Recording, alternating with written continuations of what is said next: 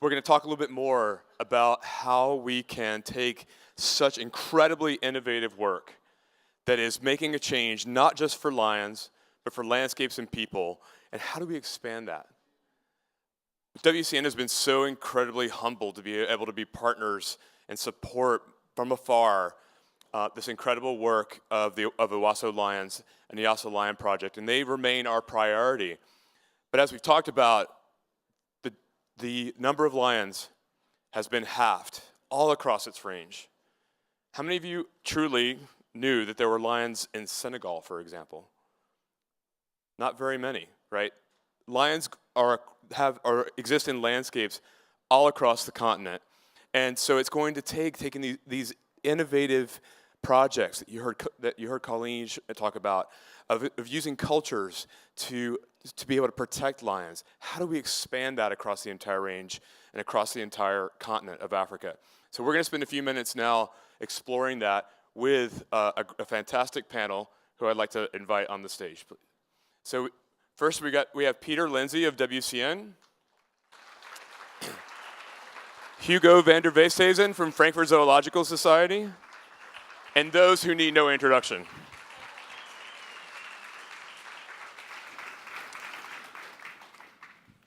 Have a seat, guys. Trying to follow. You can't hide behind the stools. So I'd like to first get a couple of comments from our two new guests on the stage about what the responses could look like to help recover lions, and something that is complementary to the incredible work that Shivani and Colleen are doing. So just to start, and then we'll have an open question and answer. So to start, Peter, as I said, we've got these problems all across the range in Africa. How do we actually bring lions back in places beyond Samburu and beyond Niassa? Can you tell us what we're doing? Yeah, thanks for that, Hefe. So the lion conservation issue one is an extremely challenging one. And the way the Lion Recovery Fund is going to go about this is firstly through recognition that no one organization or institution can achieve this alone. And so a big part of what we're going to do is try and foster collaborations and get conservation organizations and donors working together better. A second component is that unlike the elephant situation, for example, even though lions are a very prominent species, the extent of the conservation crisis facing the species is not very well understood. So we need to invest in some form of campaigns to raise the public, philanthropic, and public will for lion conservation. And then thirdly, and most significantly, we need to invest in the best ideas for field conservation out there. And so the Lion Recovery Fund strategy is, it takes a bit of explaining, but to put it in a nutshell, our main concept is to try and turn landscapes into lionscapes, which is areas where lions thrive for the benefit of both economies and local people. So key elements of this are ensuring that the core areas, the protected areas, the main heart of these wild landscapes are secure and protected. And then to make sure that we make investments in the community wildlife areas that surround and exist in between these areas by promoting coexistence and achieving connectivity. So some of the things we really believe in doing is working on a continental scale to scale up the conservation approaches that are working. And a really important element is to catalyze conservation action in places where there's not much happening, because we believe that you can have a huge early gains by getting conservation support in some of those landscapes. So as lion conservationists, one of the challenges we're faced with is, even though lions have had a massive reduction in both range and numbers, they still occur across a really wide range. Their range is still pretty big. They occur across a very diverse array of scenarios. And so the way we've gone about this is we decided from the outset we're not going to favor any particular country or any particular landscape, but we decided to focus in terms of scenarios. So we're looking at, we call it the 3 R's. This is retain, rescue, and recover. So we're going to make investments in retaining the big lion populations that still persist. We're going to make investments there are a lot of places in Africa where lions and their prey have become very depleted. We believe that by investing in those places, we can recover lion numbers, and in fact, it's a very hopeful message because there's significant possibility for lion populations to grow in many of those areas. And then thirdly, rescue, which is preventing lions from going extinct from any more countries. We see that as being absolutely essential. So we're really pleased today to announce that we have this new Lion Recovery Fund, which is modeled off of the Elephant Crisis Fund and sending 100% of every dollar invested, every penny of every dollar straight to the ground to the best ideas, very much like the Elephant Crisis Fund, but the best ideas from any institution all across the range. It is the third prong of the investment portfolio that is offered to you if you care about lions, and it is additional on top of this deep investments in Owasso Lions and Nyasa Lion Project. Just imagine if you had the kind of community engagement that Shivani talked about, you had the new conservation footprint that Colleen has established in a place that was under intense pressure, and doing that with communities and for their benefit. Imagine if that could also happen in other places across the continent. We could bring lions back, and so we could have up to three to four times the number of lions we have today. So I want to just end, because I'd like you guys to be able to ask questions, but I want to end with a hopeful story, because Hugo van der Veesthuizen is actually a member of the Lion Recovery Fund, something that we created in partnership with the Owasso Lions and Nyasa Lion Project.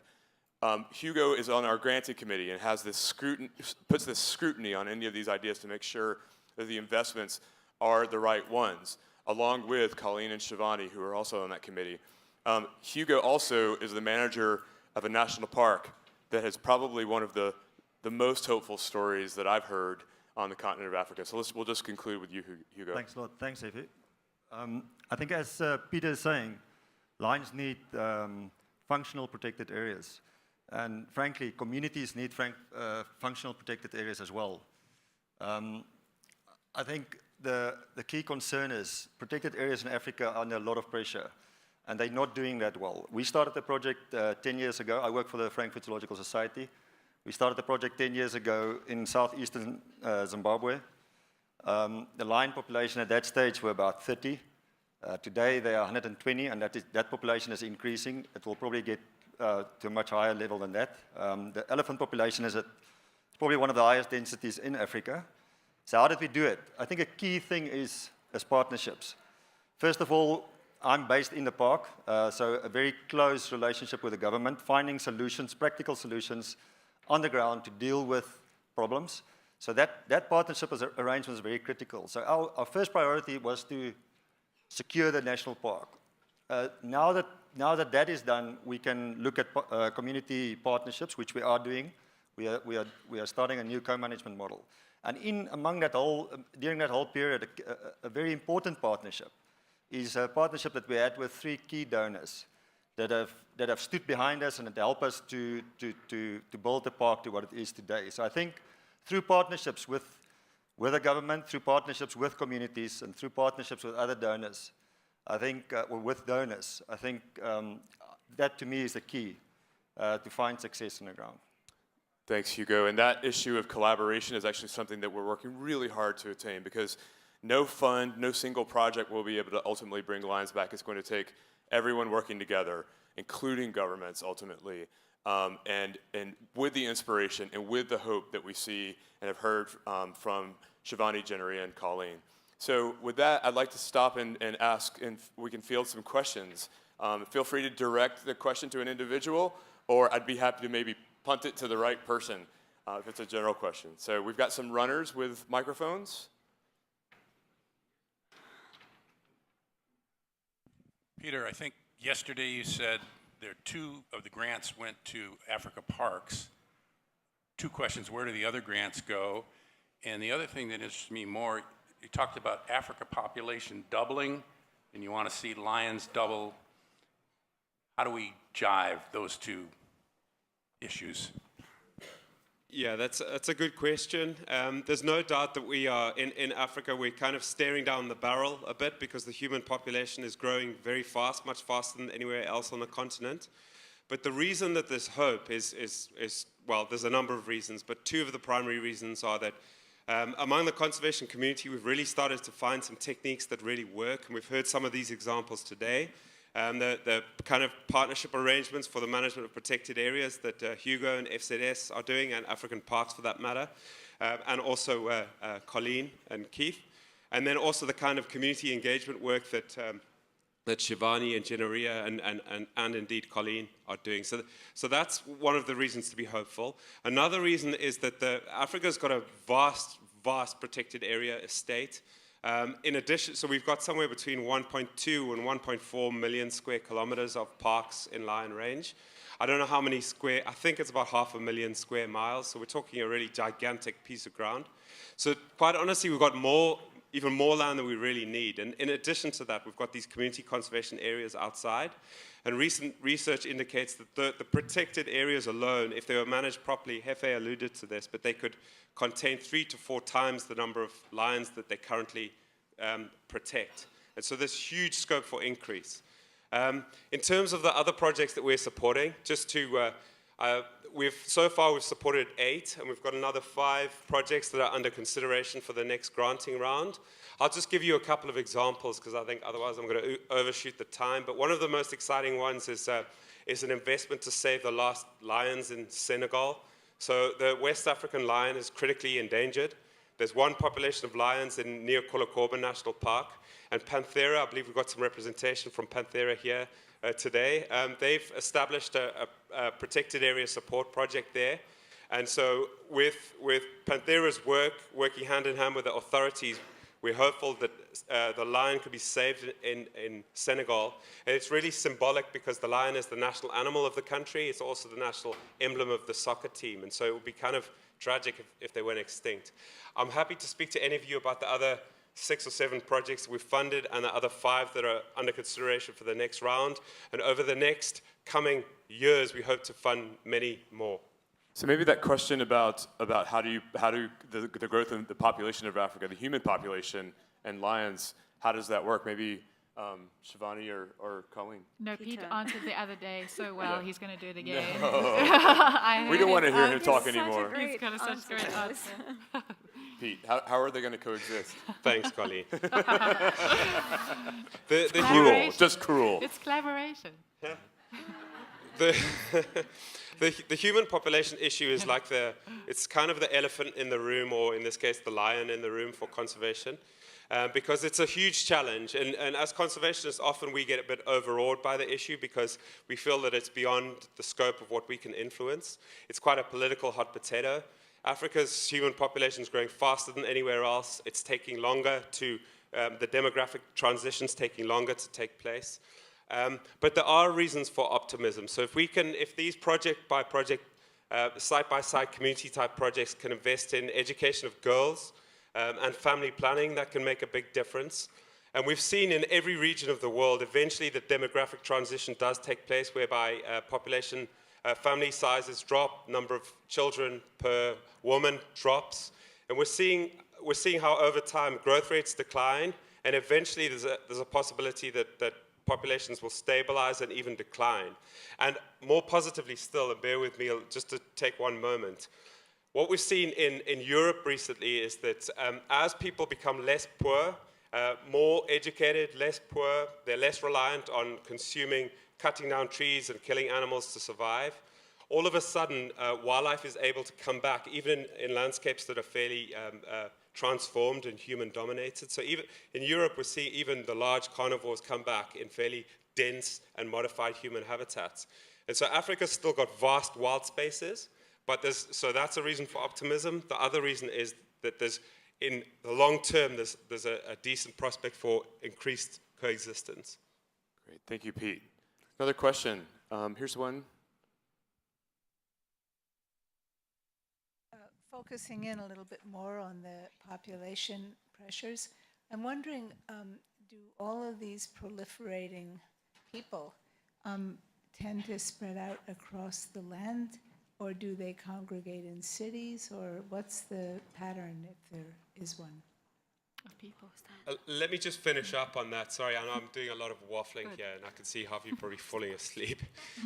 but Africa is actually, so it's another reason for optimism is that Africa is the fastest urbanizing continent. So at the moment, it's a very rural continent. So a high proportion of the people are in rural areas, which is a challenge for wildlife. But there's a very rapid urbanization process going, which also offers long-term hope. Great. Next question. Over here, and then we'll come over here.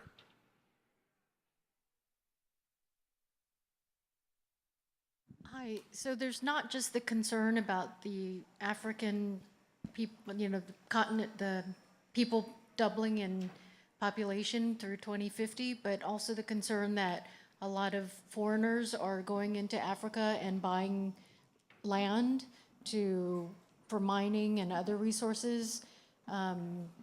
It just seems like there's going to be more and more people and less land for the wildlife and wild places. How do we conserve? So, I mean, this is a little bit of a simplistic answer, but I think that more and more conservationists are getting involved in land use planning. And so what we need is for conservationists in all their national countries to be at the table, whether it's nationally or provincially or in the districts, so that when these land use plans or plans for growth are developed, there is someone at the table who can talk about ecological districts or corridors, and I know that STE has been working quite a lot on that, and that makes a huge difference. I just want to add something else there about the human population growth. I think that sometimes we're so busy talking about the numbers that we forget that a household of 20 in Africa has probably less impact on the earth than one person in the US. So it's not only the numbers that we should be looking at, it's our consumption. And the subsistence farmer living in abject poverty has a much less impact than most of us do. Thank you, Colleen. Let's go to you, Terry. Oh. I was just thinking about one other thing, that all of this urbanization, this quick urbanization that is happening now too. We're talking about a land that's also very drought primed, if you will. So where are they going to get all the water? I wish I could put this on Peter or Carl. This is a hard one. I mean, in northern Kenya, we're definitely facing more droughts. When I first moved there, our river was continuously flowing. Every year, every month, that river would be flowing. Now, in the last 6-7 years, literally every year, it dries up for 3 or 4 months a year. And this is a huge problem for the communities because they depend on this one river. I mean, my experience is very much northern Kenya, so I'm just giving you this one example. But they depend on this river so much, and literally everything we do, everything the community do, the county government does is focus on trying to, give them water. So it's bringing in tankers, it's us digging water holes from a very simple level.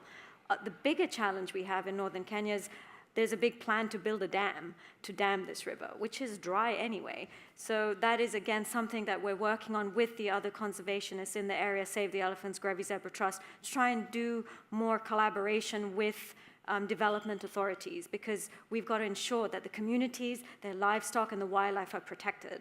And so by coming together, collaborating, we can really address some of these issues which does affect water in these areas. Drought is a hard one, though. We're just seeing we're seeing it come every year, and it just gets worse and worse. So that's a great example of, the name of the organization that's putting this expo on is the Wildlife Conservation Network. And Colleen talked about a network of lion conservationists who work together under Pride.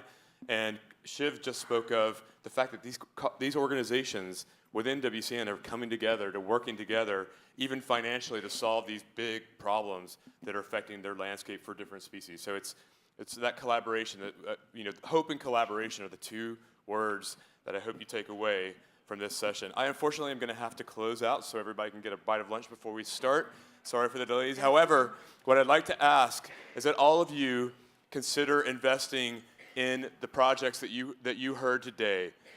They on the work, the platform of what Shivani and Colleen have achieved, we can do so much more. So please consider them as you leave the room.